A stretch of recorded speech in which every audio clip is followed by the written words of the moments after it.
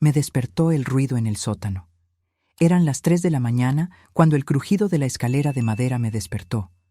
Nunca imaginé que las últimas palabras que escucharía de mi nieto serían: «Haz una maleta. Tenemos que salir de esta casa ahora». La mirada en su rostro era algo que nunca había visto antes. Miedo puro. Mientras conducíamos a través de la oscuridad, alejándonos de la casa donde viví por 37 años, me di cuenta de que a veces aquellos a quienes amamos son los que más nos hieren. Y que a veces son los que menos esperamos quienes terminan salvándonos. Pero antes de continuar, asegúrate de estar ya suscrito al canal y escribe en los comentarios: ¿desde dónde estás viendo este video? Nos encanta saber hasta dónde están llegando nuestras historias. Mi nombre es Elisa Monteiro. Tengo 69 años y esta es la historia de cómo descubrí que tenía algo terrible en mi sótano. Todo comenzó con pequeños síntomas: dolores de cabeza matutinos, náuseas persistentes, mareos al levantarme. Al principio, pensé que era solo la edad. Nuestros cuerpos cambian cuando envejecemos, dijo el doctor Ferreira cuando lo visité después de desmayarme en casa. Me hice exámenes, tomé vitaminas, intenté cambiar mi dieta. Nada ayudaba. Mi hijo Roberto venía a menudo, siempre preocupado, siempre solícito. «Yo me encargo de todo, mamá», decía, y se encargó. Contrató a una señora de la limpieza que venía 2 veces por semana. Hizo pequeñas reparaciones en la casa. Instaló nuevos sistemas de ventilación. Modificó mi habitación para mejorar la circulación del aire. En ese entonces, solo veía a un hijo dedicado. La casa donde vivo fue construida por mi esposo Carlos, ladrillo a ladrillo, en los años 80. Carlos era albañil, un hombre que creía que el trabajo manual era la forma más pura de expresión. Pasó 4 años construyendo nuestra casa, diseñando cada habitación, instalando cada puerta, clavando cada tabla del piso. Cuando murió de un infarto hace 5 años, sentí como si parte de la casa hubiera muerto también. Roberto siempre tuvo una relación complicada con su padre. Mientras Carlos trabajaba con las manos, Roberto se enorgullecía de su título de ingeniero. Mientras Carlos valoraba la sencillez, Roberto buscaba estatus. La tensión entre ellos era palpable en cada cena familiar. Cuando Lucas, mi nieto, comenzó a mostrar interés por la carpintería como su abuelo, la distancia entre padre e hijo solo aumentó. Lucas apareció en mi puerta una tarde de domingo. No lo esperaba. Estaba cubierto de polvo, un joven de 24 años con los ojos de su abuelo y manos callosas por el mismo tipo de trabajo. «Abuela, necesitamos revisar algo en el sótano», dijo sin mucha explicación. Me pareció extraño, pero lo seguí hasta la puerta del sótano. Bajó solo, pidiéndome que esperara. Me quedé en la cocina, observando por la ventana el jardín que Carlos había plantado. Las tomateras necesitaban estacas nuevas, pensé distraídamente. Cuando Lucas regresó, su rostro estaba blanco como la tiza. Puso el celular sobre la mesa de la cocina, lo deslizó hacia mí y dijo solo: «Haz una maleta.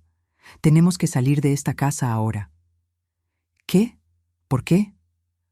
«Por favor, abuela, confía en mí». Su voz temblaba. «Solo toma lo esencial: medicinas, ropa para unos días, documentos».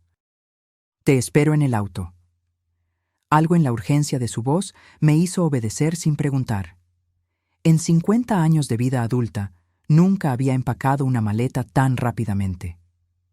10 minutos después, estábamos en su camioneta, dejando atrás la casa que Carlos construyó, donde criamos a nuestros hijos, donde planté cada flor del jardín. «Lucas, por el amor de Dios, ¿qué está pasando?» Él conducía con los ojos fijos en la carretera, los nudillos blancos de tanto apretar el volante. «Roberto te está envenenando, abuela». Las palabras me golpearon como un puñetazo en el estómago. ¿Mi hijo? Imposible. ¿De qué estás hablando? Eso es una locura. Lucas se estacionó frente a una cafetería de carretera en las afueras de Tijuana. Era un lugar iluminado por neón, vacío a esa hora de la noche. Sacó su celular y me mostró las fotos que había tomado en el sótano. «Mira esto, debajo de tu habitación». Las imágenes mostraban tuberías, cables y una pequeña caja metálica con un temporizador digital. Eso es un sistema de liberación controlada de monóxido de carbono. Fue instalado recientemente, conectado al sistema de calefacción de la casa.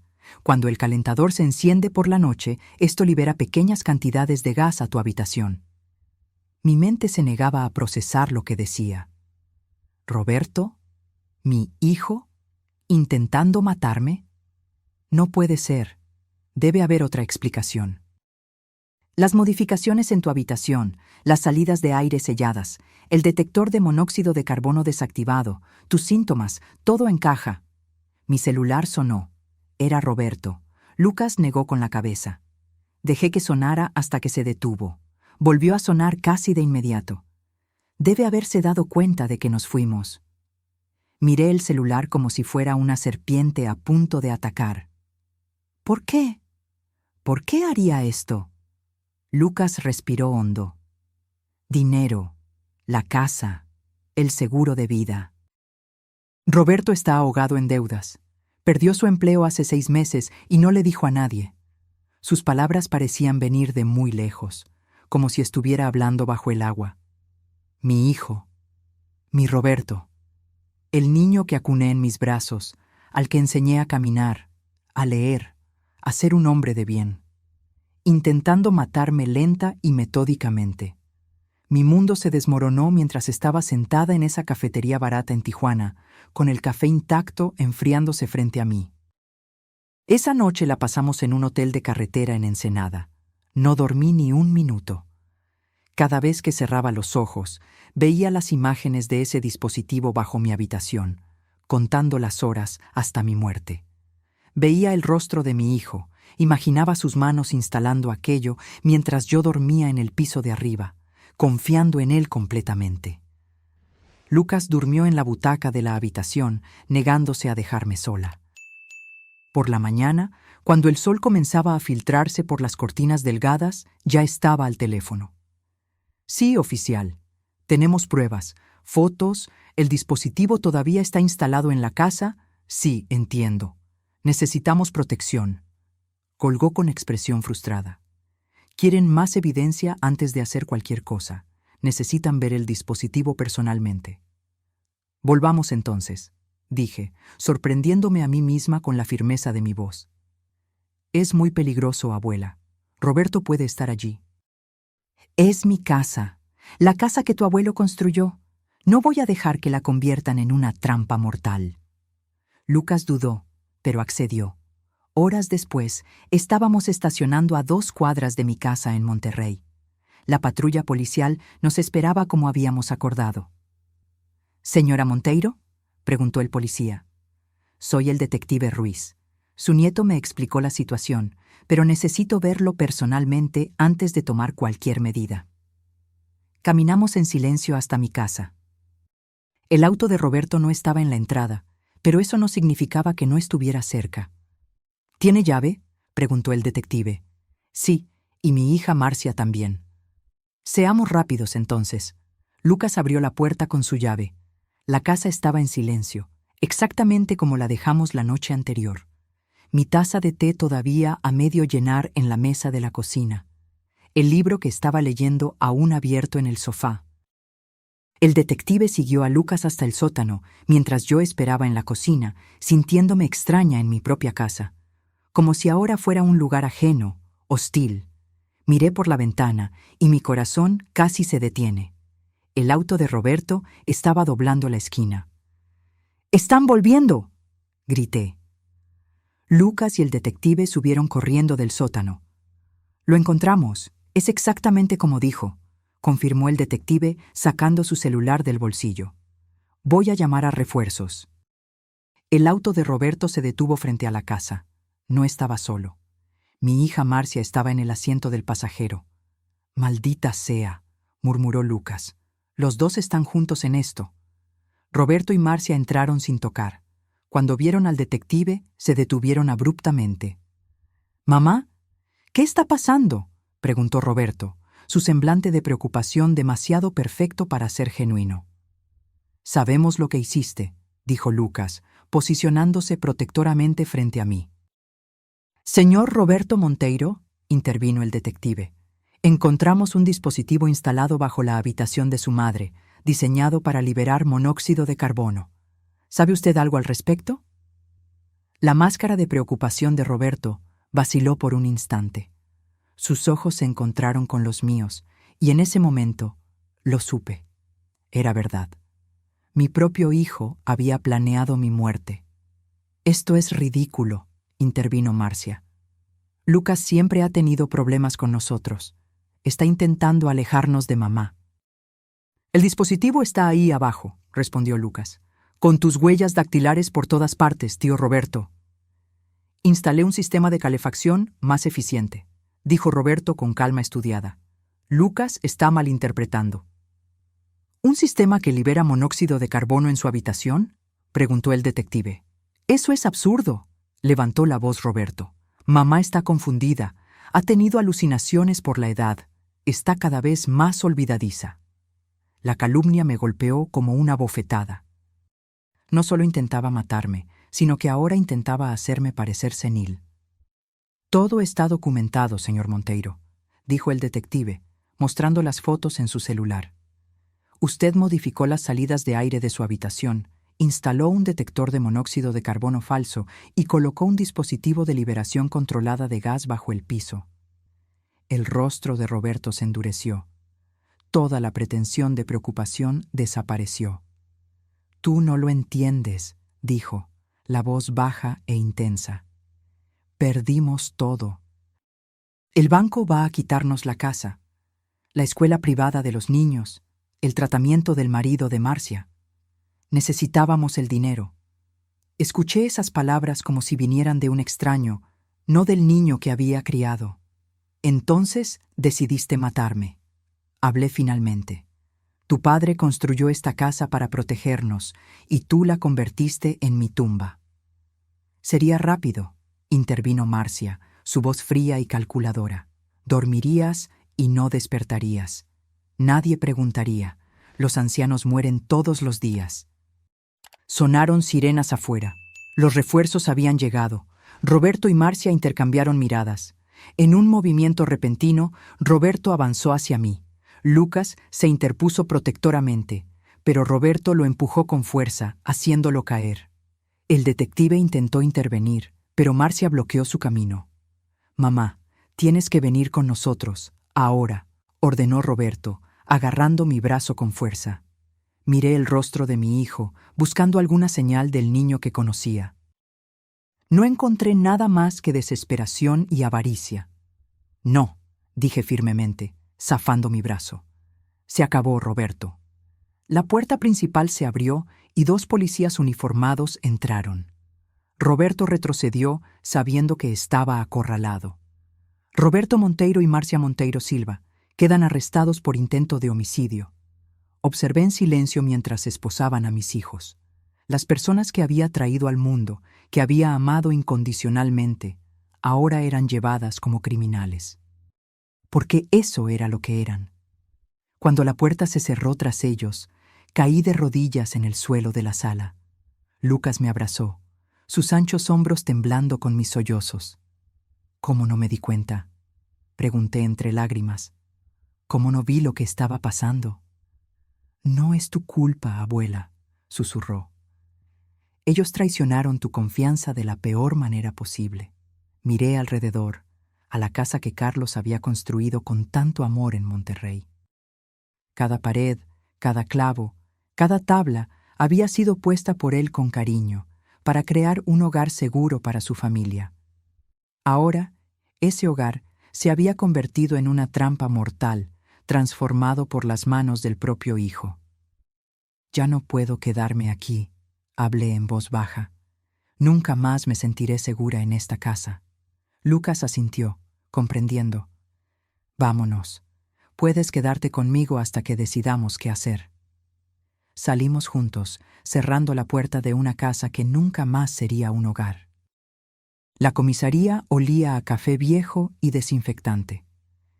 Me senté en una silla dura frente al detective Ruiz mientras él escribía mi declaración. Lucas estaba a mi lado, su presencia firme el único consuelo en ese lugar frío e impersonal. Entonces, ¿la señora comenzó a sentir estos síntomas hace cuánto tiempo?, preguntó el detective. Alrededor de 3 meses. Al principio eran solo dolores de cabeza matutinos, luego mareos, debilidad, náuseas. ¿Y su hijo Roberto comenzó las reformas en su casa cuándo? Hace unos 4 meses. Dijo que quería mejorar la eficiencia energética de la casa, sellar las salidas de aire viejas, instalar nuevos sistemas de ventilación. El detective tomó notas, su rostro impasible. ¿La señora nunca sospechó? La pregunta me golpeó como una bofetada. Claro que no sospeché. ¿Qué madre sospecharía que su propio hijo está intentando matarla? Roberto siempre fue ambicioso, respondí lentamente. Pero nunca pensé que llegaría a esto. Lucas me tomó la mano. Sus dedos tenían callos en los mismos lugares que los de Carlos. Manos de trabajador. Vamos a necesitar una orden para acceder a sus cuentas bancarias, explicó el detective. Pero por lo que ya descubrimos, su hijo está ahogado en deudas, su casa está a punto de ser embargada por el banco, y el esposo de su hija necesita un tratamiento caro para una enfermedad renal.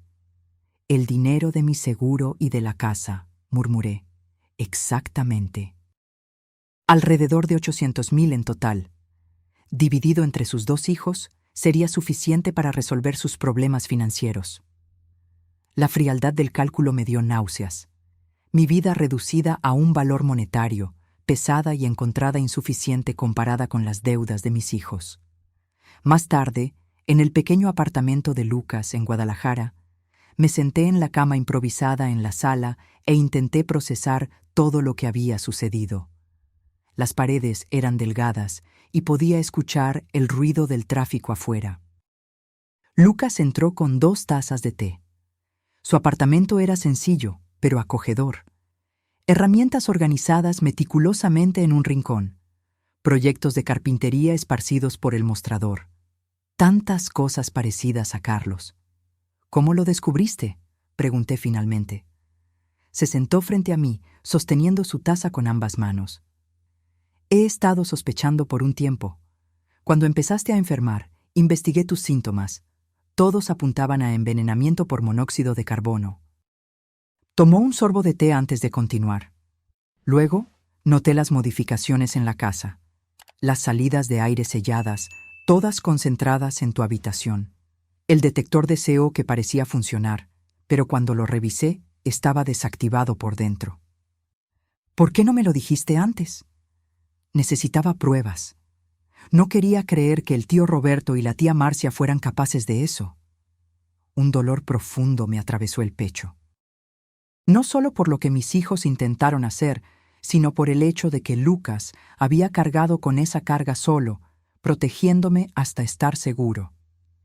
¿Qué pasó entre tú y tu padre?, pregunté. Nunca hablan de eso. Lucas se quedó en silencio por un largo momento.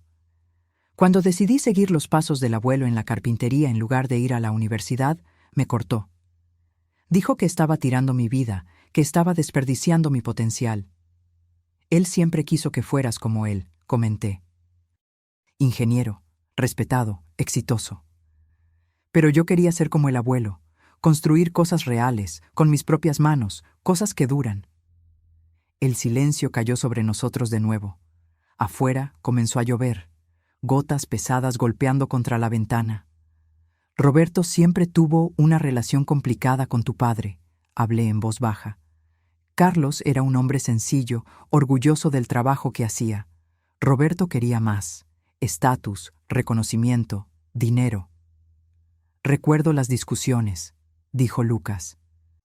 El abuelo decía que el carácter de un hombre estaba en el trabajo que hacía, en la forma en que trataba a los demás. Papá decía que eso era filosofía de pobre. Recordé esas discusiones en la mesa. Carlos con sus manos ásperas y rostro quemado por el sol. Roberto con sus trajes caros y desprecio mal disimulado por el trabajo de su padre.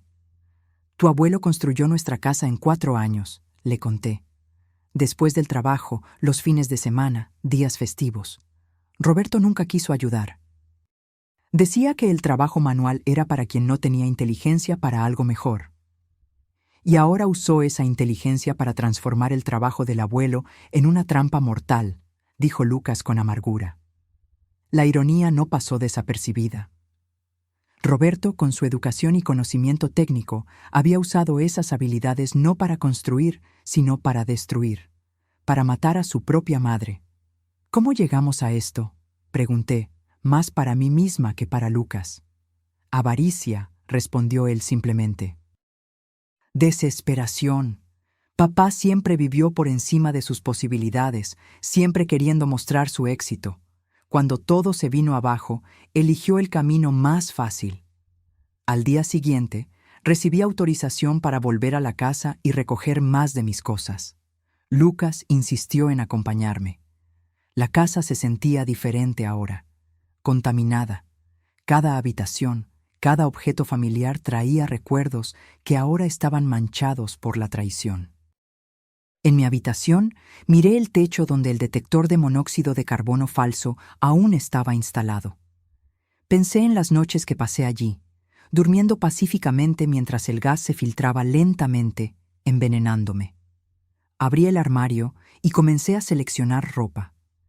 En el fondo encontré una vieja caja de zapatos. Dentro estaban las cartas que Carlos me escribió cuando éramos jóvenes. Sus planos para nuestra casa, dibujos detallados de cada habitación, cada puerta, cada ventana. ¿Abuela?, llamó Lucas desde la puerta. Encontré algo que deberías ver.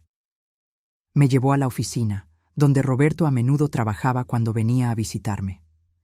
En un cajón cerrado que la policía había abierto, Lucas encontró un cuaderno.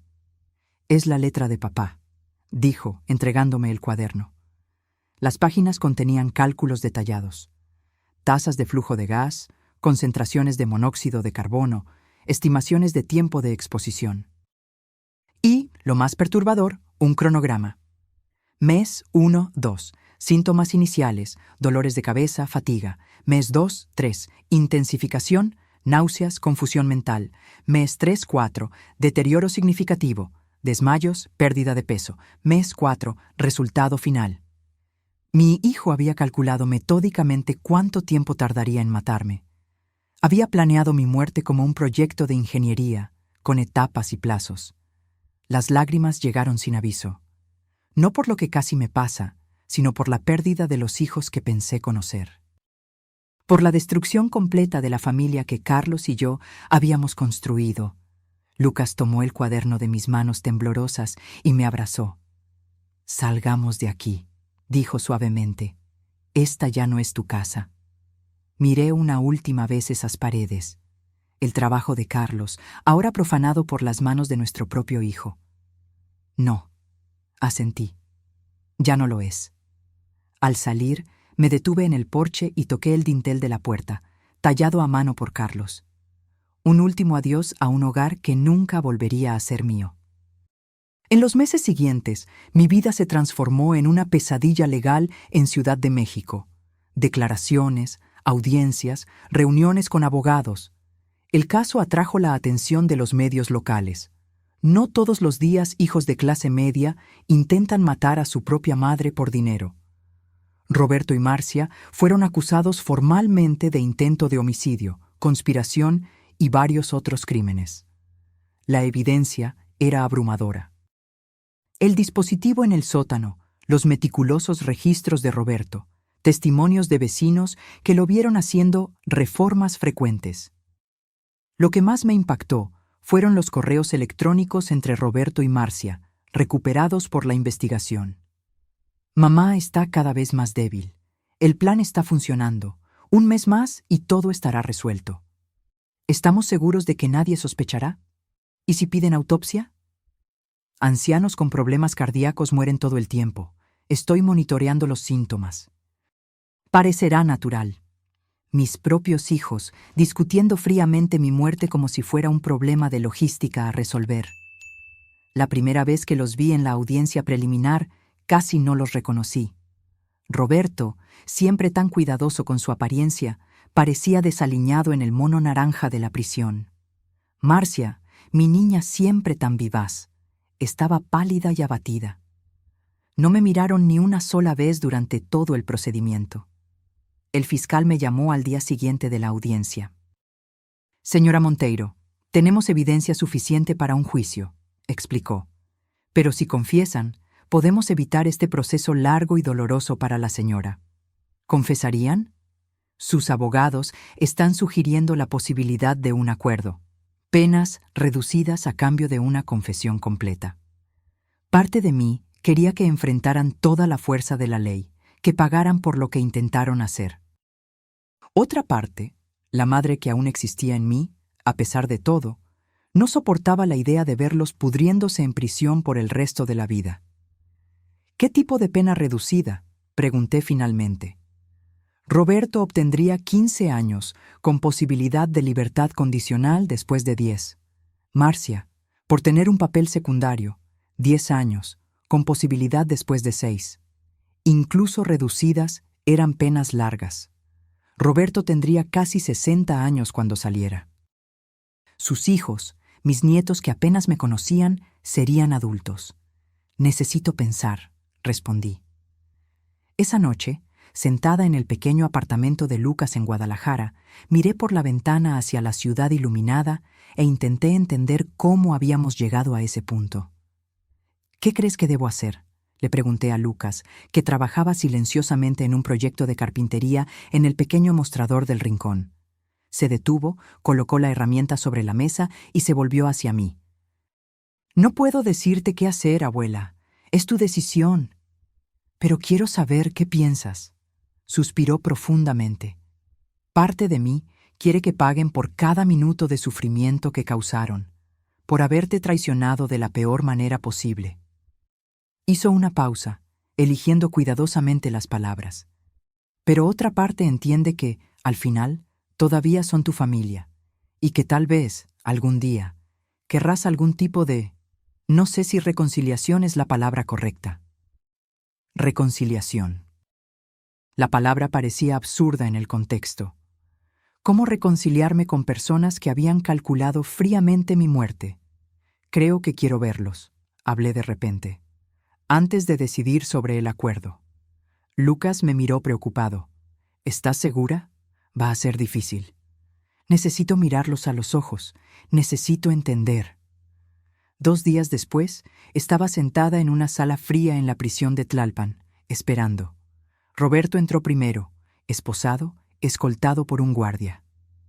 Se sentó frente a mí, separados por una mesa de metal. El hijo que yo conocía había desaparecido. En su lugar estaba un hombre abatido, con ojeras profundas y una mirada derrotada. «Mamá», dijo, su voz casi un susurro. «¿Por qué, Roberto?», pregunté directamente. «Quiero escucharlo de ti». Bajó los ojos hacia las esposas. Estábamos perdiendo todo: la casa, los ahorros, el futuro de mis hijos. Entonces decidiste matarme. Yo no vi otra salida. Estaba desesperado. ¿Desesperado hasta el punto de envenenar lentamente a tu propia madre? Roberto no respondió de inmediato. Cuando levantó los ojos, había lágrimas en ellos. Me dije que sería rápido, que no sufrirías, que a tu edad sería solo dormir y no despertar. La frialdad de sus palabras me causó un escalofrío. Incluso ahora intentaba justificar lo injustificable. Tu padre construyó esa casa para protegernos, dije, mi voz temblando de emoción. Puso cada ladrillo, instaló cada tubería pensando en nuestra seguridad. Y tú usaste ese mismo trabajo para intentar matarme. Papá siempre fue tu prioridad, respondió Roberto con amargura repentina. Tu precioso trabajador manual. Nunca importó cuánto me esforzara, cuánto éxito tuviera, siempre era el trabajo de él lo que valorabas. ¿Eso justifica lo que hiciste? Nada lo justifica, admitió, la rabia desapareciendo tan rápido como surgió. Yo lo siento mucho, mamá. Sé que nunca será suficiente, pero lo siento. Miré a mi hijo y no reconocí al hombre frente a mí. ¿Dónde estaba el niño que acuné en mis brazos? ¿El adolescente que me dio tanto orgullo con sus notas brillantes? ¿El joven prometedor que parecía destinado a grandes logros? Tu abogado mencionó un acuerdo. Hablé finalmente. Sí. ¿Quieres que lo acepte? La pregunta me tomó por sorpresa. Después de todo, todavía buscaba mi aprobación. Quiero que hagas lo que creas correcto, Roberto. Por primera vez en tu vida. Salí de la prisión sintiéndome extrañamente vacía. La conversación con Marcia había sido igualmente difícil. Lloró más, imploró perdón, habló del tratamiento caro de su esposo, de los hijos pequeños que la necesitaban. En el camino de vuelta, sentada en el auto junto a Lucas, me quedé en silencio por kilómetros. Van a aceptar el acuerdo. Hablé finalmente. ¿Cómo te sientes? No sé. Vacía. Como si una parte de mí hubiera muerto en esa casa. Lucas conducía con cuidado, sus ojos fijos en la carretera hacia Puebla. El abuelo siempre decía que perdonar no es olvidar. Es solo elegir no dejar que el dolor te consuma. No sé si algún día podré perdonar, Lucas. No sé si quiero perdonar. No tienes que decidir eso ahora, abuela. Algunas heridas tardan tiempo, otras nunca sanan completamente. Pasamos el resto del trayecto en silencio, cada uno perdido en sus propios pensamientos. Yo reflexionaba sobre las elecciones que nos trajeron hasta allí, las pequeñas decisiones, los resentimientos no resueltos, las expectativas no cumplidas que, sumadas a lo largo de décadas, culminaron en esta tragedia familiar. Roberto y Marcia aceptaron el acuerdo la semana siguiente. La confesión formal fue leída en voz alta en el tribunal. Cada palabra era como un cuchillo en mi corazón. La premeditación, el cálculo frío, la paciencia con la que planearon mi muerte. Los acusados confiesan haber instalado deliberadamente un sistema de liberación de monóxido de carbono en la residencia de la víctima, programado para liberar el gas en cantidades crecientes durante el periodo nocturno, con el objetivo de causar la muerte de la víctima de forma que pareciera natural, motivados por el deseo de obtener ganancia financiera a través de herencia y seguro de vida. Sentada en el banco delantero, escuché todo con una calma que me sorprendió. Tal vez estaba en shock, tal vez estaba solo demasiado cansada para sentir algo más que una profunda y dolorosa resignación. El juez aceptó el acuerdo. Roberto fue condenado a 15 años, Marcia a 10. Antes de que fueran llevados, el juez preguntó si me gustaría hacer una declaración. Inicialmente negué con la cabeza. Luego, de repente, me levanté. Sí, señoría, me gustaría decir algo. Me acerqué al micrófono, mis piernas temblando ligeramente. Miré directamente a mis hijos, que mantenían los ojos fijos en el suelo. Mi esposo Carlos dedicó 4 años de su vida a construir nuestra casa. Cada pared, cada piso, cada sistema fue instalado por él, ladrillo a ladrillo, para crear un hogar seguro para nuestra familia. Ese era el legado que quería dejar. Mi voz se quebró momentáneamente. Respiré hondo y continué. Esa casa albergó a nuestra familia durante casi 4 décadas. Fue donde crié a mis hijos, donde celebramos cumpleaños, navidades, graduaciones, donde lloramos pérdidas y celebramos logros. Era un lugar de amor y protección. Miré directamente a Roberto, que finalmente levantó los ojos hacia mí. Ustedes transformaron el trabajo de su padre, su amor, en un arma para matarme.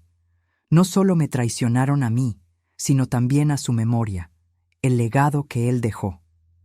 Lágrimas silenciosas corrían por el rostro de Marcia. Roberto permaneció impasible. No sé si algún día podré perdonarlos, no sé si quiero, pero sé que Carlos estaría devastado al ver en lo que se convirtieron sus hijos. Volví a mi lugar junto a Lucas, que me tomó la mano mientras los guardias se llevaban a mis hijos para comenzar sus sentencias. Salimos del tribunal bajo la mirada curiosa de reporteros y curiosos en Puebla. La historia se había difundido. la anciana casi asesinada por sus propios hijos que querían su herencia. ¿Estás bien?, preguntó Lucas cuando llegamos al auto. No, respondí honestamente. Creo que no estaré bien por mucho tiempo, pero estoy viva, gracias a ti. Él sonrió tristemente y encendió el auto. ¿A dónde vamos ahora, abuela? Miré por la ventana hacia el cielo gris de invierno. Hacia adelante, Lucas. Es el único camino posible. La casa se quedó vacía por meses. No podía volver a vivir allí. Cada habitación estaba contaminada por los recuerdos de lo que casi sucede. Pero tampoco podía deshacerme de ella de inmediato. Era el último vínculo físico con Carlos, con la vida que construimos juntos. Continué en el pequeño apartamento de Lucas. Él insistió en que me quedara el tiempo que fuera necesario, transformando su sofá en cama todas las noches sin jamás quejarse. «Necesitamos hablar de la casa», dijo una mañana, mientras tomábamos café. «No podemos dejarla abandonada para siempre». Tenía razón, por supuesto. Las cuentas seguían llegando. El jardín que Carlos plantó con tanto cariño estaba muriendo sin nadie que lo cuidara. Los vecinos habían comenzado a quejarse. «No puedo imaginar extraños viviendo allí», confesé. «Usando los armarios que Carlos construyó, durmiendo en las habitaciones donde criamos a nuestros hijos». «¿Y si no fueran extraños?», sugirió Lucas cautelosamente. Lo miré confundida. «He estado pensando», continuó. «La habitación donde estaba instalado ese dispositivo puede ser completamente reconstruida. Puedo rehacer el piso, las paredes, todo, hacerla segura de nuevo. ¿Quieres vivir allí?». «No exactamente». Él dudó. «En realidad estaba pensando en nosotros dos. Tú podrías quedarte con la habitación principal, la que era del abuelo. Yo me quedaría con la antigua habitación de invitados». La idea me tomó por sorpresa. Volver a esa casa, incluso con Lucas. «No sé si podría dormir allí de nuevo», admití. «Entiendo. Fue solo una idea». Él sonrió, sin presionar. «De todas formas, necesitamos decidir qué hacer con ella». Esa noche no pude dormir. Me quedé mirando el techo del apartamento de Lucas, pensando en la casa que Carlos construyó en Oaxaca, en la forma en que medía 2 veces antes de cortar, en la precisión con la que alineaba cada pieza, en el orgullo en sus ojos cuando mostraba su trabajo. Recordé a Lucas de niño, siguiendo a su abuelo por la casa, observando cada movimiento, haciendo preguntas interminables que Carlos respondía con paciencia infinita. «Abuelo, ¿por qué estás lijando la madera de nuevo? Ya está lisa». «Porque el buen trabajo exige paciencia, Lucas. La perfección no llega al primer intento». Por la mañana, cuando Lucas se preparaba para ir a trabajar, tomé mi decisión. «Vamos a reformar la casa», anuncié. Se detuvo a mitad de ponerse la chaqueta. «¿Estás segura?». «No para que yo viva allí, al menos no por ahora, pero no puedo dejar que el trabajo de tu abuelo se pierda, y no quiero que extraños vivan allí». Lucas sonrió, una sonrisa que iluminó su rostro de una manera que no veía desde hacía meses. «Puedo empezar este fin de semana», dijo. «Podemos empezar», corregí. «No seré solo una espectadora esta vez». Comenzamos por la habitación donde el dispositivo había sido instalado. Lucas arrancó todo el piso, revelando el espacio donde Roberto había colocado el mecanismo mortal. Juntos limpiamos todo, quitamos cualquier rastro de lo que había sucedido allí. Trabajábamos los fines de semana y algunas noches después del trabajo de Lucas. Él me enseñó a lijar madera, a medir con precisión, a cortar siguiendo la línea. «El abuelo estaría orgulloso de ti», dijo una noche, observándome aplicar barniz en un nuevo estante. «Tienes manos firmes». Siempre pensé que no tenía talento para esto. Carlos intentó enseñarme, pero yo estaba demasiado ocupada con los niños, con mi trabajo como maestra. Nunca es tarde para aprender. A medida que restaurábamos la casa, también restaurábamos algo en nosotros mismos. El dolor no desapareció. Dudo que algún día desaparezca completamente, pero se transformó en algo más manejable.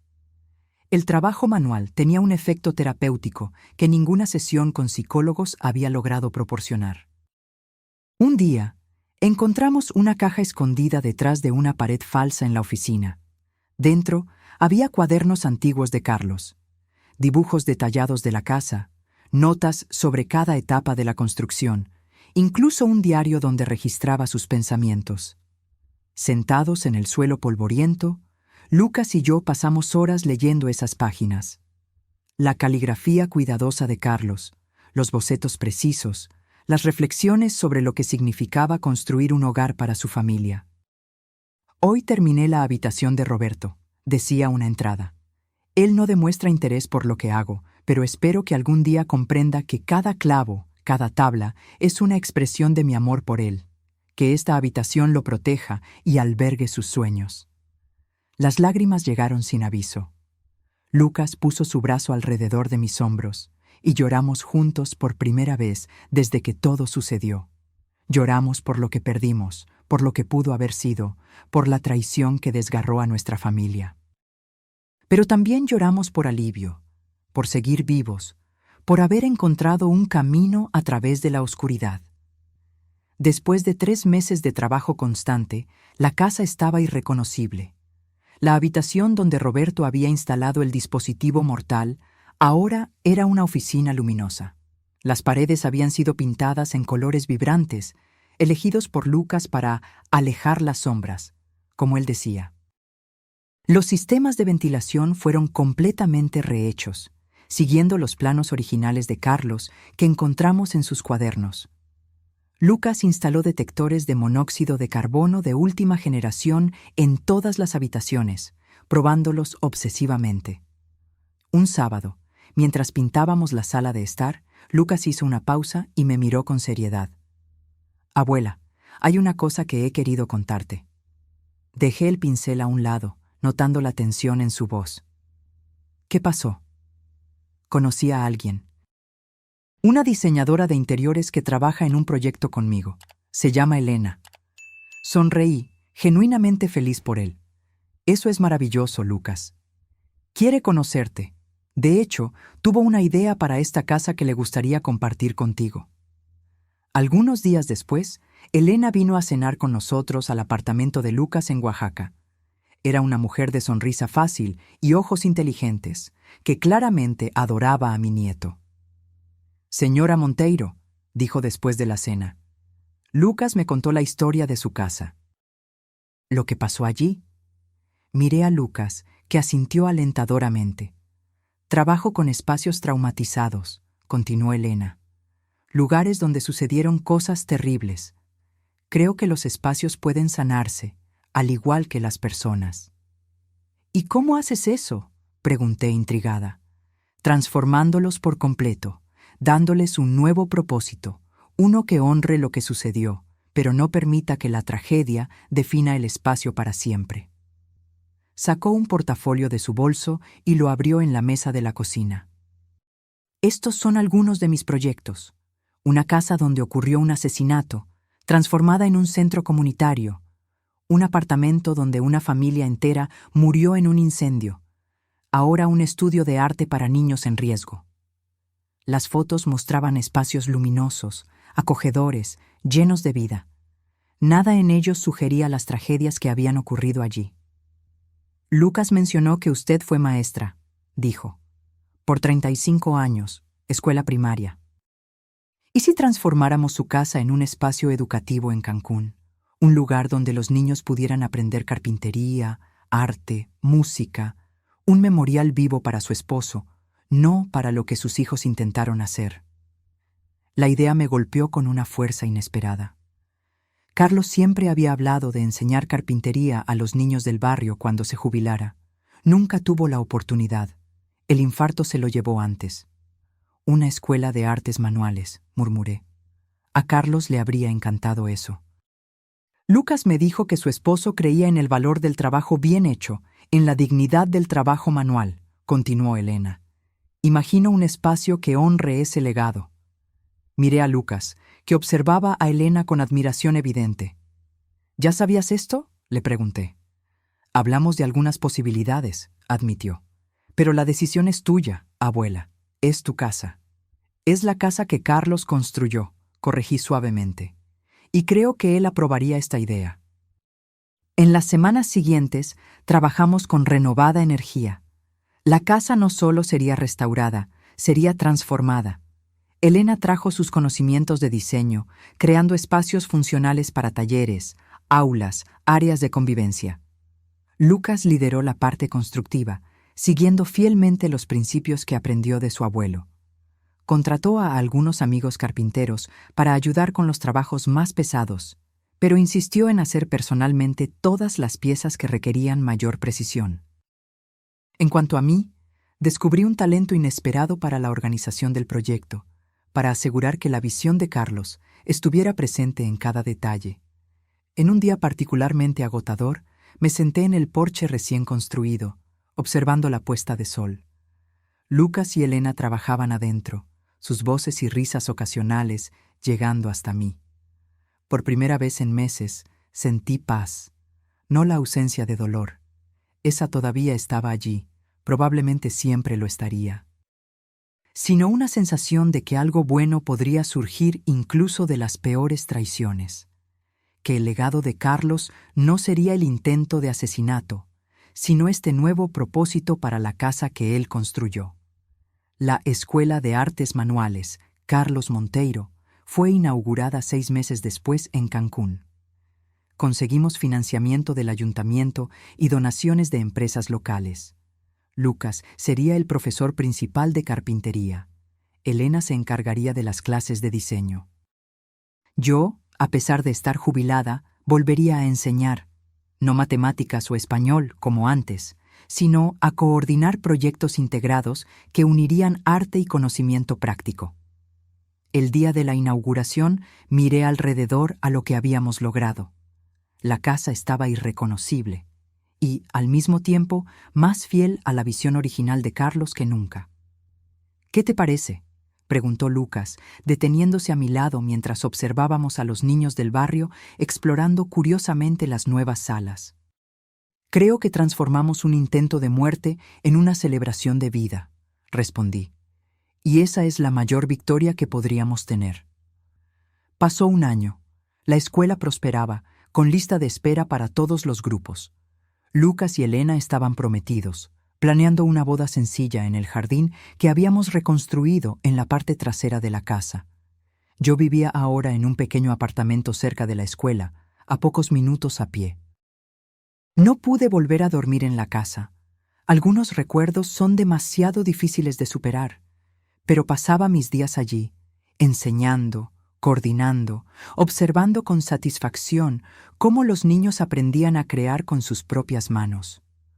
Una mañana de otoño, mientras organizaba materiales para la clase de la tarde, la secretaria de la escuela me buscó con expresión preocupada. «Doña Elisa, hay una carta para usted, del sistema penitenciario». Mi corazón se aceleró. En todo ese tiempo no había tenido ningún contacto con Roberto o Marcia. No respondía a las cartas que intentaron enviar en los primeros meses. Le pedí al abogado que se encargara de cualquier asunto legal que surgiera. Con manos ligeramente temblorosas, abrí el sobre oficial. Era una notificación. Roberto había solicitado una visita. El sistema penitenciario quería saber si yo aceptaría. «¿Algún problema, abuela?» Lucas entró en la sala, sus manos aún sucias de aserrín de su última clase. «Roberto quiere verme». Lucas se puso tenso de inmediato. «No tienes que ir. Lo sé. Después de todo lo que hizo, lo sé, Lucas». Nos quedamos en silencio por un momento. Por la ventana podíamos ver a los niños jugando en el jardín durante el recreo. «Creo que tengo que ir», respondí lentamente. «No por él, sino por mí». Lucas frunció el ceño preocupado. «¿Quieres que vaya contigo?» «No. Esto es algo que tengo que hacer sola». Una semana después, estaba sentada en una sala de visitas de la prisión en las afueras de Ciudad Juárez, esperando. Mi corazón latía fuerte y tuve que controlar la respiración para calmarme. La puerta se abrió y Roberto entró, escoltado por un guardia. Parecía más viejo, más delgado, el cabello cortado muy corto. El uniforme de prisión colgaba de su cuerpo como si fuera demasiado grande. Se sentó frente a mí, separados por una mesa de metal. Por un largo momento, ninguno de los dos habló. «Gracias por venir», dijo finalmente, la voz ronca, como si no se usara con frecuencia. «¿Por qué querías verme, Roberto?» Se movió nerviosamente con las esposas. «Me enteré de la escuela. Está en los periódicos locales. La transformación de la casa, lo que hicieron, es impresionante». No respondí. No había venido hasta allí para escuchar elogios vacíos. «A papá le habría gustado», continuó. «Era el tipo de cosa que él siempre quiso hacer». Sí, lo era. Otro silencio. Roberto parecía luchar con las palabras. «Estoy en terapia aquí, parte del programa de rehabilitación. Eso es bueno. He estado pensando mucho, sobre lo que hice, sobre por qué». Me miró directamente por primera vez. «No fue solo por el dinero, mamá. Creo que lo sabes». ¿Qué más podría ser entonces? Rabia, resentimiento, contra papá, contra ti, contra la vida que ustedes valoraban y que yo siempre desprecié. Sus palabras me tomaron por sorpresa. No esperaba tal autoconocimiento. Siempre me sentí inferior cerca de él, continuó Roberto. No importaban mis notas, mi título, mi empleo. A sus ojos nunca sería tan bueno como un hombre que trabajaba con las manos. Tu padre estaba orgulloso de ti, Roberto, a su manera. Tal vez. Pero yo nunca lo sentí, y transformé ese resentimiento en algo monstruoso. Respiró hondo antes de continuar. Cuando comencé a perderlo todo, el empleo, la casa, el estatus que yo había construido, fue como si algo se rompiera dentro de mí. Como si todo lo que había hecho para demostrar mi valía hubiera sido en vano. ¿Y eso justifica intentar matarme? No, nada lo justifica. Su voz tembló. No estoy buscando justificaciones o perdón, mamá. Solo entendimiento.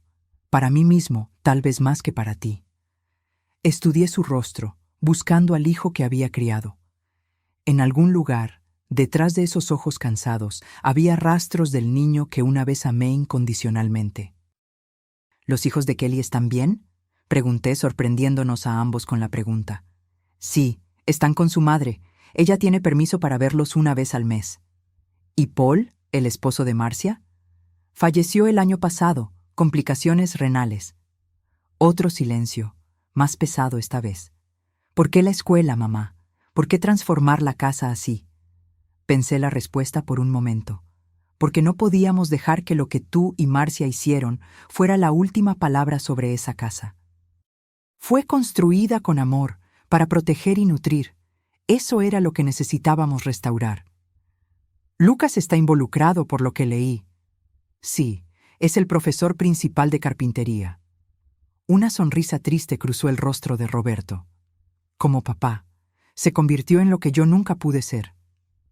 Él encontró su propio camino, Roberto, al igual que tú encontraste el tuyo. Roberto bajó la cabeza, derrotado por la simple verdad de mis palabras. Nunca saldré de aquí, ¿verdad? Incluso con la posibilidad de condicional. No lo sé. Eso dependerá de muchas cosas. ¿Crees que algún día podrás perdonarme? La pregunta flotó entre nosotros, pesada, inevitable. Durante mucho tiempo pensé que la respuesta sería un rotundo no, que algunas traiciones son demasiado grandes para ser perdonadas. Pero sentada allí, mirando al hombre roto frente a mí, me di cuenta de una verdad más compleja. El perdón no es algo que yo pueda simplemente decidir dar, Roberto. Es un proceso, un camino. Estoy intentando recorrerlo, no por ti, sino por mí. Él asintió lentamente. Es más de lo que merezco. No se trata de lo que mereces, se trata de lo que yo necesito para seguir viviendo. Nos quedamos en silencio de nuevo, cada uno absorbiendo el peso de esa conversación. Finalmente me levanté. Tengo que irme. Tengo una clase que dar esta tarde. Roberto también se levantó, torpemente debido a las esposas. Gracias por venir, mamá. Yo no lo esperaba. Yo tampoco, admití. Me di la vuelta para salir, luego me detuve en la puerta. Carlos solía decir que construir algo es fácil comparado con arreglar lo que se ha roto, pero que el arreglo, cuando está bien hecho, a menudo hace que la pieza sea más fuerte de lo que era antes. Roberto no respondió, pero vi en sus ojos que había entendido. No era una promesa de reconciliación, solo el reconocimiento de una posibilidad distante. Salí de la prisión sintiéndome extrañamente ligera, como si un peso que no sabía que estaba cargando finalmente estuviera comenzando a aliviarse. No completamente eliminado. Dudo que algún día lo sea, pero hecho más soportable. En el camino de vuelta a la escuela en Cancún, me detuve en el cementerio donde Carlos estaba enterrado. No era un desvío planeado, pero sentí la necesidad de estar allí después del encuentro con Roberto. La tumba era sencilla, como Carlos habría querido. Una piedra de granito con su nombre, fechas y la inscripción que yo había elegido. Construyó con amor, vivió con integridad. Estarías orgulloso de la escuela, Carlos. Hablé en voz alta, sentándome en el banco cercano. Niños aprendiendo a trabajar con las manos, a crear cosas bellas y útiles. Exactamente como siempre quisiste. El viento agitó suavemente las flores que había traído la semana anterior. No sé si algún día entenderé completamente lo que pasó con nuestros hijos, lo que los llevó a hacer lo que hicieron. Tal vez algunas cosas no están hechas para ser entendidas, solo aceptadas. Una hoja cayó lentamente, posándose sobre la lápida. Pero estamos reconstruyendo, Carlos. No lo mismo que teníamos antes. Eso se fue para siempre. Algo nuevo. Algo que tal vez sea incluso más significativo. Volví a la escuela a tiempo para mi clase de la tarde. Un grupo de niños me esperaba, ansiosos por el proyecto del día. Pequeñas cajas de madera para guardar tesoros, como Carlos me había enseñado a hacer décadas atrás. Mientras explicaba cada paso, mostrando cómo medir 2 veces antes de cortar, cómo lijar con paciencia, cómo encajar las piezas con precisión, sentí una presencia familiar a mi lado.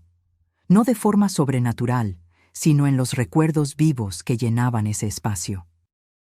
Carlos estaría allí, lo sabía, en las manos torpes pero entusiastas de los niños, en el olor a madera recién cortada, en el sonido de herramientas sobre el mostrador, y de alguna manera esa certeza era suficiente. El autobús escolar se detuvo frente a la escuela una mañana de primavera, 2 años después de la inauguración. 30 niños bajaron, guiados por maestras sonrientes. Una excursión de una escuela pública del otro lado de Playa del Carmen. Lucas los recibió en el portón, ya usando su delantal de trabajo. «Bienvenidos a la Escuela de Artes Manuales Carlos Monteiro», dijo, su sonrisa contagiando a los niños. «Hoy van a aprender a construir algo con sus propias manos». Observé desde la ventana de mi oficina mientras él conducía al grupo al cobertizo de carpintería en la parte trasera. Elena se unió a ellos, cargando cajas de materiales coloridos. Nuestra pequeña escuela había crecido más allá de las expectativas. Lo que comenzó como un proyecto de sanación personal se convirtió en un centro educativo reconocido en la ciudad. Ofrecíamos clases gratuitas para escuelas públicas y becas para niños de familias de bajos recursos. El financiamiento venía de donaciones, asociaciones con empresas locales y de las mensualidades de los grupos regulares. La casa que Carlos construyó, que casi se convirtió en mi tumba, ahora era un lugar de creación y aprendizaje. Volví mi atención a los papeles en mi escritorio. Una carta de la prisión. Marcia sería liberada en condicional el próximo mes. Su abogado preguntaba si yo tendría objeciones. No las tenía. Después de la visita a Roberto, algo había cambiado en mí. No un perdón completo, tal vez, sino una forma de aceptación. El teléfono sonó, interrumpiendo mis pensamientos. «Doña Elisa, hay un hombre aquí en la recepción que quiere hablar con usted. Dice que es de la prensa». Suspiré. Desde que nuestra escuela ganó un premio estatal de educación alternativa, los periodistas aparecían con frecuencia. «Lo recibiré», respondí, El hombre que esperaba en la recepción no parecía un periodista típico.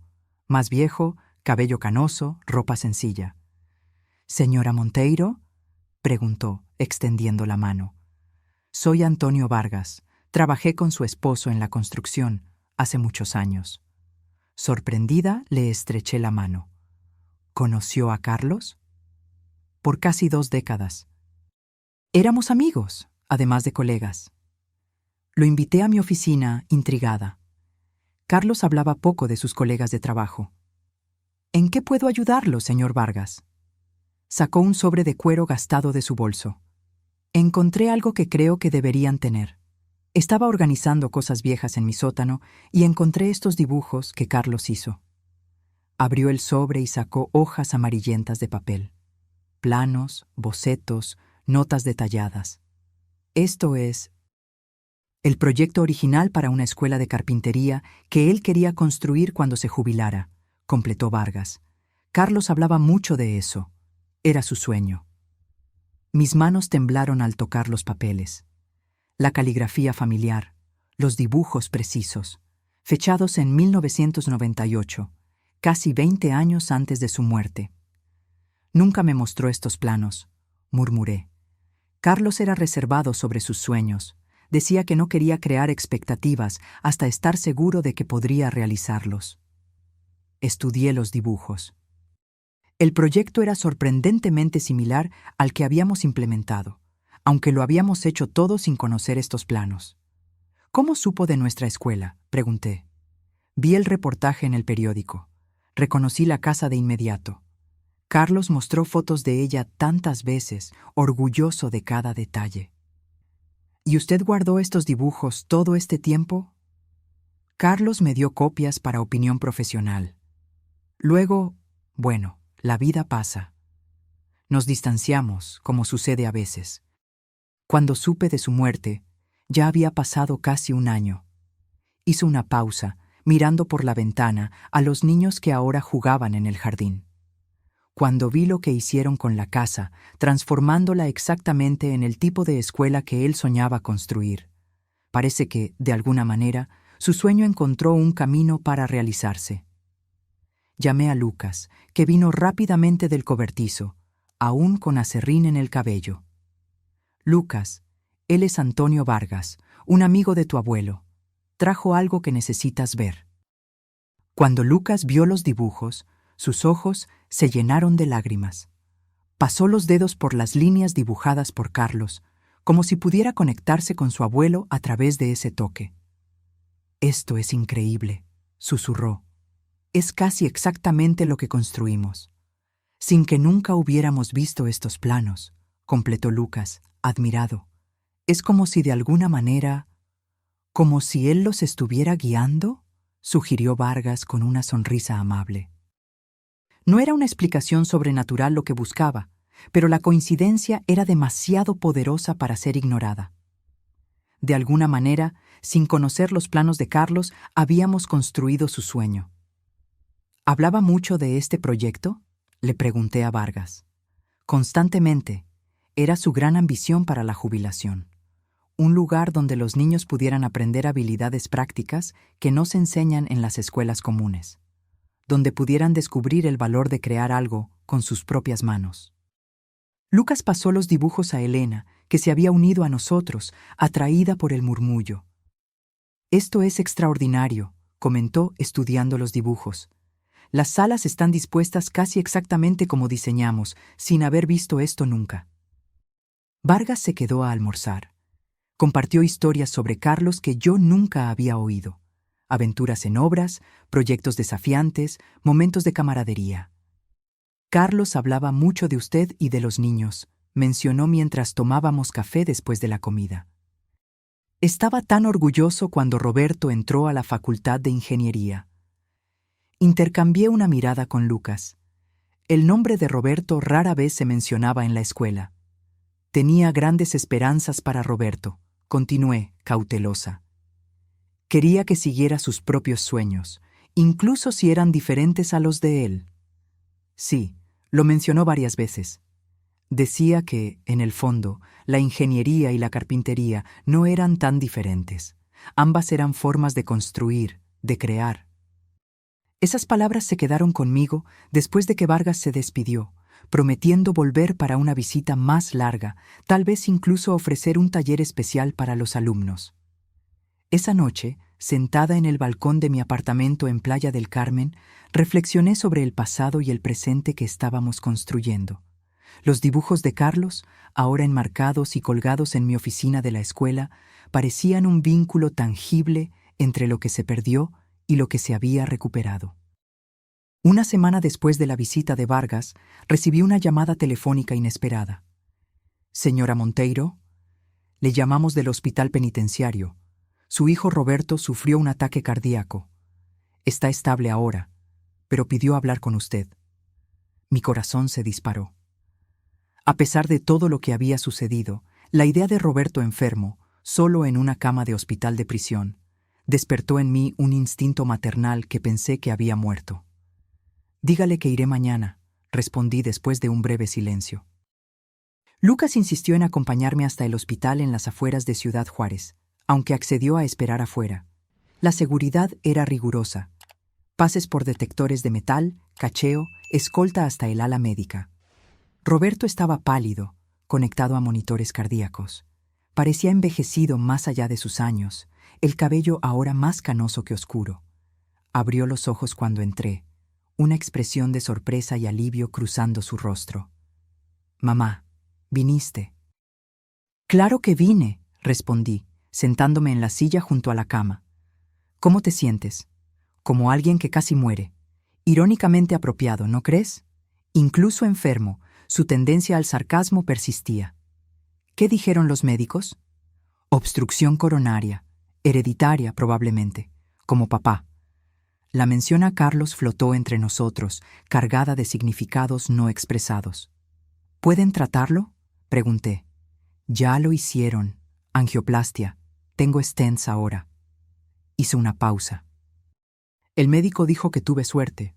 Si hubiera pasado durante la noche, probablemente no habría sobrevivido. La fragilidad de la vida humana nunca me pareció tan evidente como en ese momento.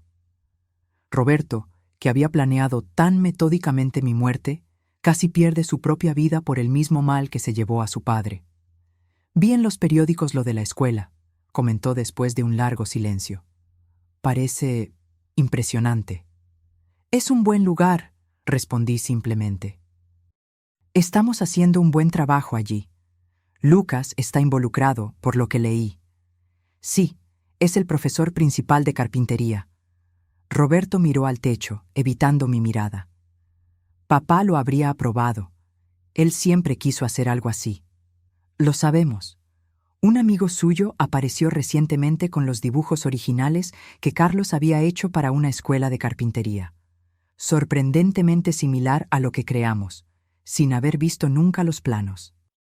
Roberto giró su rostro hacia mí, genuinamente sorprendido. Nunca me habló de eso. Había muchas cosas que ustedes no compartían. Sí, un suspiro profundo. Tantas cosas no dichas, tantas oportunidades perdidas. Nos quedamos en silencio de nuevo. El monitor cardíaco marcaba latidos regulares, un recordatorio constante de la fragilidad de la vida que había estado dispuesto a quitar. El ataque cardíaco me hizo pensar, dijo finalmente, sobre papá, sobre ti, sobre lo que hice. ¿Y qué pensaste? Que tal vez él tenía razón todo el tiempo, sobre lo que realmente importa, sobre construir algo duradero, no solo ganar dinero y estatus. Sus palabras sonaban genuinas, sin el tono calculador del que había aprendido a desconfiar. ¿Sabes qué es lo gracioso?, continuó. Aquí en prisión he estado participando en un programa de carpintería. Irónicamente, es la única cosa que me mantiene cuerdo. ¿Tú? ¿En un programa de carpintería? Una sonrisa débil apareció en su rostro. Empecé como terapia ocupacional, pero descubrí que me gusta. Hay algo en este trabajo, la precisión, la paciencia necesaria, ver algo tomar forma bajo tus manos. Tu padre solía decir lo mismo. Sé que es demasiado tarde para muchas cosas, dijo Roberto, su voz bajando a casi un susurro. No espero perdón, no lo merezco, pero quería que supieras que finalmente entiendo un poco de lo que él intentó enseñarme todos esos años. Miré a mi hijo, este extraño familiar que había intentado matarme y que ahora hablaba con una sinceridad que no escuchaba de él desde que era niño.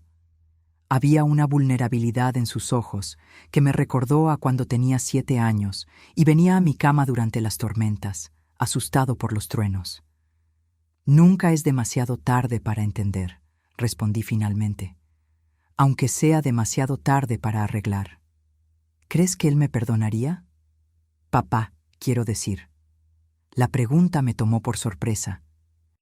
No por su contenido, sino por la vulnerabilidad genuina con la que fue hecha.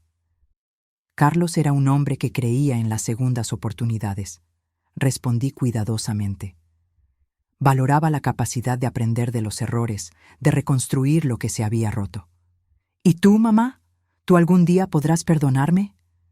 La pregunta que siempre supe que vendría, eventualmente. La pregunta para la que yo todavía no tenía una respuesta definitiva.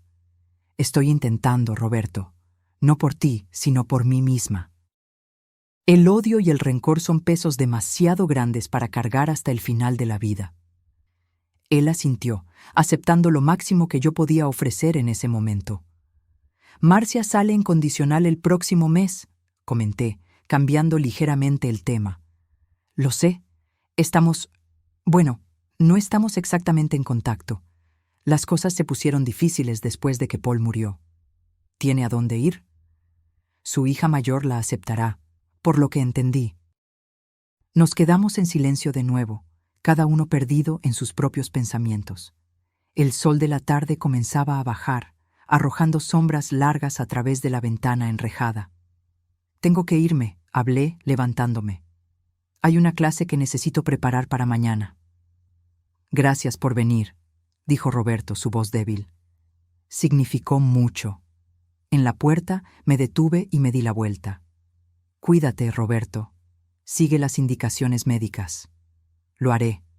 Salí sintiéndome extrañamente ligera.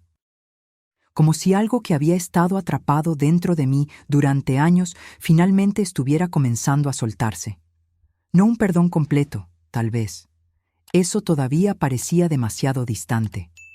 Pero un pequeño paso hacia alguna forma de paz. Lucas me esperaba en el estacionamiento, preocupado. ¿Cómo fue?, preguntó, abriendo la puerta del auto para mí. Sorprendentemente, bien. Entré en el auto pensativa. Tuvo un ataque cardíaco como tu abuelo. ¿Está en peligro? No de inmediato. Le hicieron una angioplastia. Lucas condujo en silencio por unos minutos antes de preguntar. Habló de... ya sabes. No directamente, pero parecía genuinamente arrepentido. ¿Le crees? Miré por la ventana hacia la ciudad que pasaba, reflexionando. Creo que sí, lo que no significa que confío en él, o que algún día volveré a confiar. Lucas asintió, comprendiendo la complejidad de lo que yo estaba sintiendo. Mencionó que está participando en un programa de carpintería en la prisión, comenté, casi riendo de la ironía. Dijo que es lo único que lo mantiene cuerdo. Lucas me miró sorprendido. Luego volvió sus ojos a la carretera. El abuelo se estaría riendo de eso, dijo finalmente. O tal vez no, respondí. Tal vez solo estaría aliviado de que Roberto finalmente entendiera lo que él intentó enseñar durante todos esos años. El tiempo pasó, las estaciones cambiaron. La escuela prosperaba, creciendo más allá del espacio de la casa original. Adquirimos el terreno vecino, y Lucas lideró la construcción de un nuevo cobertizo para talleres avanzados. Elena y Lucas se casaron en una ceremonia sencilla en el jardín de la escuela en Cancún, rodeados de amigos, alumnos y sus familias. Los observé intercambiar votos bajo el gran roble que Carlos había plantado cuando compramos la casa. Prometo construir nuestro futuro con el mismo cuidado y dedicación que aprendí de mi abuelo, dijo Lucas, su voz fuerte y clara, midiendo 2 veces, cortando una y asegurando que cada pieza encaje perfectamente. Elena, radiante en un vestido sencillo que ella misma había creado, respondió: «Y yo prometo traer color y diseño a nuestra vida juntos, transformando el espacio que construiremos en un verdadero hogar». Sentada en la primera fila, sequé lágrimas silenciosas.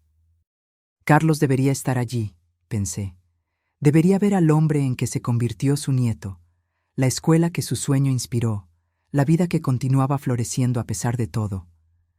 Después de la ceremonia, durante la pequeña recepción, noté una figura dudosa en la entrada del jardín. Marcia, más delgada y con el cabello completamente canoso, miraba incierta la celebración. Me acerqué a ella, sorprendiéndome a mí misma por la falta de amargura que sentía. «Viniste», dije simplemente. «No sabía si sería bienvenida», respondió nerviosa. «Puedo irme si lo prefieres». «¿Lucas te invitó?» «Sí, envió una invitación a mi dirección. Me sorprendió. Miré a mi nieto que bailaba con Elena en el centro del jardín. Él había mencionado que estaba pensando en invitar a Marcia, pero no confirmó su decisión. Otro ejemplo de la generosidad de espíritu que había heredado de Carlos. «Eres bienvenida aquí hoy», hablé finalmente. «Este es un día de celebración, no de rencores». Marcia parecía frágil en su vestido sencillo, sus manos arrugadas sosteniendo firmemente un pequeño bolso. La prisión había dejado marcas profundas en ella. «La escuela es increíble», comentó mirando alrededor. «Leí sobre ella en los periódicos. Están haciendo un trabajo maravilloso». «Gracias». Nos quedamos una al lado de la otra observando la celebración.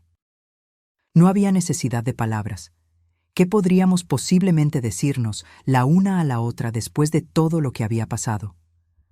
Lucas notó la presencia de Marcia y se acercó a nosotros, Elena a su lado. «Tía Marcia», dijo, extendiendo la mano. «Gracias por venir». «Felicidades», respondió ella, estrechando su mano y luego la de Elena. «Hacen una pareja hermosa». «¿Conociste nuestra escuela?», preguntó Elena con la amabilidad que la caracterizaba. «Solo lo que leí en los periódicos». «Te la mostraré después de la recepción», ofreció Lucas, sorprendiéndome de nuevo. «Si tienes tiempo».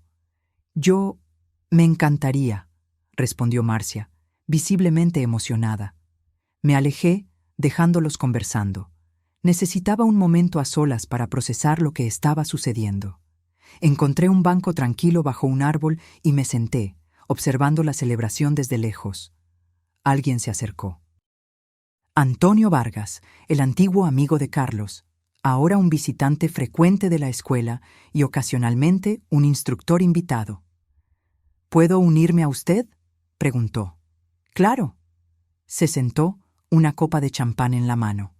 «Una hermosa pareja», comentó, observando a Lucas y Elena que ahora conversaban animadamente con un grupo de amigos. «Carlos estaría orgulloso». «Sí, lo estaría». «¿Esa es su hija?», preguntó, notando a Marcia que permanecía apartada, claramente incómoda. «Sí». No ofrecí más explicaciones, y Vargas fue lo suficientemente sensible como para no preguntar. Todos en Cancún conocían la historia. Había sido noticia de primera plana durante semanas. «¿Sabe lo que Carlos decía sobre las familias?», comentó después de un momento de silencio contemplativo. «¿Qué?». «Que son como casas. Tienes que construirlas con una base sólida, pero incluso las mejores estructuras a veces desarrollan grietas. Lo importante no es evitar las grietas, eso es imposible, sino saber cómo repararlas cuando aparecen». Lo miré, sorprendida por la perspicacia de la observación. «¿Carlos decía eso?». «Muchas veces, especialmente cuando enfrentaba dificultades con sus hijos». Desvié la mirada hacia Marcia de nuevo. Ahora estaba conversando con una de las maestras de la escuela, todavía visiblemente tensa, pero haciendo un esfuerzo. «Algunas grietas son demasiado grandes para ser reparadas», comenté. «Tal vez». Pero Carlos también decía que siempre hay materiales nuevos, técnicas nuevas, que a veces no arreglas algo para que quede exactamente como era antes. Lo reconstruyes para que sea algo nuevo, algo diferente, pero aún funcional. Las palabras resonaron profundamente en mí. No se trataba de restaurar lo que se había perdido, esa familia que existía antes de la traición. Se trataba de construir algo nuevo a partir de los escombros, algo que reconociera el pasado sin ser definido por él. Algunos meses después de la boda, Elena anunció que estaba embarazada. La noticia trajo una alegría que no creía posible sentir de nuevo. Un nuevo comienzo, una nueva generación libre del peso del pasado. ¿Será niño o niña?, pregunté durante una cena en mi apartamento. No queremos saber todavía, respondió Lucas, sosteniendo la mano de Elena. Preferimos la sorpresa. ¿Ya pensaron en nombres?, pregunté. Elena y Lucas intercambiaron miradas cómplices. Si es niña, estamos pensando en Elisa, respondió Elena, sonriéndome. Las lágrimas vinieron de inmediato, imposibles de contener. ¿Y si es niño?, pregunté cuando recuperé la voz. Carlos, respondió Lucas simplemente. Esa noche, después de que se fueron, me quedé sentada en mi apartamento, pensando en círculos y renacimientos, en cómo la vida continúa, incluso después de las peores traiciones, en cómo el amor persiste, encontrando nuevos canales cuando los antiguos están bloqueados. Tomé el teléfono e hice una llamada que había pospuesto por meses. Centro de detención. ¿En qué puedo ayudar? Me gustaría agendar una visita a Roberto Monteiro, por favor. A la semana siguiente, me senté de nuevo en la sala de visitas de la prisión en Ciudad Juárez. Roberto parecía mejor que en mi última visita. Había recuperado algo de peso y su color estaba más saludable. Mamá, no esperaba verte tan pronto. Tengo noticias, respondí, directa al grano. Lucas y Elena están esperando un bebé. Su rostro se iluminó genuinamente. Eso es maravilloso. ¿Cuándo? Primavera del próximo año. Principios de abril, probablemente. Un bebé, repitió, como si saboreara la palabra. Voy a ser... Bueno, técnicamente seré un abuelo. No corregí la vacilación. Legalmente, él todavía era el padre de Lucas, a pesar de todo. Biológicamente, sería abuelo del niño. Pero qué papel realmente tendría en la vida de este nuevo ser era una cuestión mucho más compleja. Si es niño, lo llamarán Carlos, le conté. Roberto se quedó en silencio por un momento, sus ojos suavizándose. ¿Y si es niña? Elisa. Él sonrió, una sonrisa genuina y sin reservas. Nombres perfectos. Conversamos por casi una hora. Por primera vez en años, hablamos no sobre el pasado, sobre lo que se había perdido o destruido, sino sobre el futuro, sobre posibilidades, sobre esperanza. Cuando me levanté para irme, Roberto dijo, «Mamá, sé que no tengo derecho a pedir esto, pero ¿crees que algún día podré conocer a mi nieto o nieta, aunque sea solo a través de fotos?» La pregunta era demasiado compleja para ser respondida en ese momento. No puedo prometer eso, Roberto. No depende solo de mí. Lucas y Elena tendrán la última palabra sobre quién formará parte de la vida de su hijo. Él asintió, aceptando la respuesta. Entiendo, y lo respeto. En la puerta me di la vuelta una última vez. Pero hablaré con ellos. Es todo lo que puedo prometer ahora. El alivio y la gratitud en sus ojos eran palpables.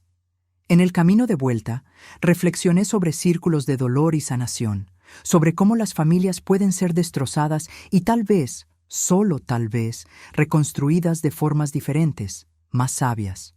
No como eran antes, sino como algo nuevo, forjado en las duras lecciones del pasado. La primavera llegó, trayendo consigo a Carlos Roberto Monteiro Silva, 8 libras y 2 centímetros de pura promesa. Con su cabello oscuro y ojos curiosos, parecía absorber el mundo con una intensidad que me recordaba tanto a Lucas como al abuelo cuyo nombre llevaba. Lo sostuve por primera vez en el hospital en Cancún, maravillada con su perfección, con la forma en que sus pequeños dedos se cerraban firmemente alrededor del mío. «Ya tiene fuerza en las manos», comenté a Lucas. «Como tú tenías. Como tu abuelo tenía. Tal vez tengamos otro carpintero en la familia, respondió Lucas, orgulloso. O tal vez un artista, añadió Elena sonriendo. O un ingeniero, hablé en voz baja. ¿Quién sabe lo que elegirá ser? Lucas me miró, comprendiendo lo que yo no había dicho explícitamente. Más tarde, cuando estábamos solos en la habitación del hospital, Elena amamantando al pequeño Carlos, Lucas me llevó al pasillo. Lo mencionaste a propósito. A mi padre. No intenté negarlo. Sí. ¿Por qué? Pensé cuidadosamente antes de responder. Porque él es parte de quien eres, parte de quien es el pequeño Carlos, nos guste o no. Lucas se quedó en silencio, procesando mis palabras. ¿Lo visitaste recientemente, verdad? Preguntó finalmente. Sí, para contarle sobre el bebé. Otro largo silencio. Pidió conocer a Carlos algún día, aunque sea solo a través de fotos. Continué. Dijo que la decisión sería de Elena y tuya, por supuesto. Lucas se recostó en la pared, el cansancio de la noche sin dormir evidente en su rostro. No sé si estoy listo para eso, confesó. No tienes que decidir ahora. Ni nunca, si no quieres. ¿Qué harías en mi lugar, abuela? La pregunta me tomó por sorpresa. Miré a la guardería a través de las ventanas de vidrio, a los pequeños paquetes de potencial y esperanza. Creo que todo niño merece conocer su historia completa, eventualmente. Las partes buenas y las malas. Es parte de quienes son. Incluso cuando esa historia incluye intento de asesinato. Especialmente entonces, respondí con suavidad. Porque solo conociendo toda la verdad pueden tomar decisiones informadas sobre quiénes quieren ser. Lucas miró sus manos, manos fuertes, callosas por el trabajo honesto, tan similares a las de su abuelo. Necesito pensar en eso, dijo finalmente. Hablar con Elena. Claro. Volvimos a la habitación, donde Elena se había dormido con el bebé seguro en sus brazos. Lucas los observaba con tanto amor que sentí mi corazón expandirse. Era esto, me di cuenta, el verdadero legado de Carlos. No la casa que construyó, ni siquiera la escuela que su sueño inspiró, sino este amor, esta capacidad de construir y reconstruir lazos, incluso después de las peores tormentas. Semanas después, durante una tarde tranquila en la escuela, encontré a Lucas en el cobertizo de carpintería, trabajando en una pequeña cuna de madera. Sus movimientos eran precisos, concentrados, cada pieza medida 2 veces antes de ser cortada. ¿Para Carlos?, pregunté, observándolo trabajar. Sí, quiero que sea especial. Tomé una de las piezas ya lijadas, sintiendo la suavidad perfecta de la madera bajo mis dedos. Elena y yo hablamos, dijo sin mirarme, concentrado en su trabajo. Sobre mi padre. Esperé, sin presionar. Decidimos enviarle una foto de Carlos. Solo eso, por ahora. Creo que es un buen comienzo, respondí con cautela. Lucas dejó la herramienta a un lado y finalmente me miró. Nunca lo perdonaré completamente por lo que te hizo. Nunca volveré a confiar en él como antes. Lo sé, yo tampoco. Pero Carlos merece conocer toda su historia, como dijiste, incluso las partes difíciles. Asentí, conmovida por la sabiduría de mi nieto. Y tal vez, continuó, volviendo a su trabajo, tal vez sea hora de construir algo nuevo. No para olvidar lo que pasó, sino para no ser definidos por ello. Mientras lo observaba trabajar, vi a Carlos en él, no solo en los gestos y la habilidad manual, sino en la capacidad de ver más allá de las ruinas, de imaginar algo nuevo donde otros verían solo escombros. En la cuna que Lucas estaba construyendo para su hijo, vi la promesa de un nuevo comienzo, una nueva base siendo establecida, ladrillo a ladrillo, pieza por pieza. Y tal vez en eso estaba el verdadero significado del perdón, no el olvido del pasado, ni la negación del dolor, sino la negativa a permitir que el dolor tenga la última palabra. La determinación de construir algo nuevo, algo mejor, de las cenizas de lo que se perdió. Tu abuelo estaría orgulloso, hablé en voz baja, casi para mí misma. Lucas sonrió, continuando su trabajo meticuloso. Lo sé, abuela. lo sé. Ahora, si te gustó esta historia, haz clic en suscribirte y dime en los comentarios qué parte te dejó boquiabierto. Ah, y no olvides hacerte miembro para tener acceso a videos exclusivos que no publico aquí. Te espero allí.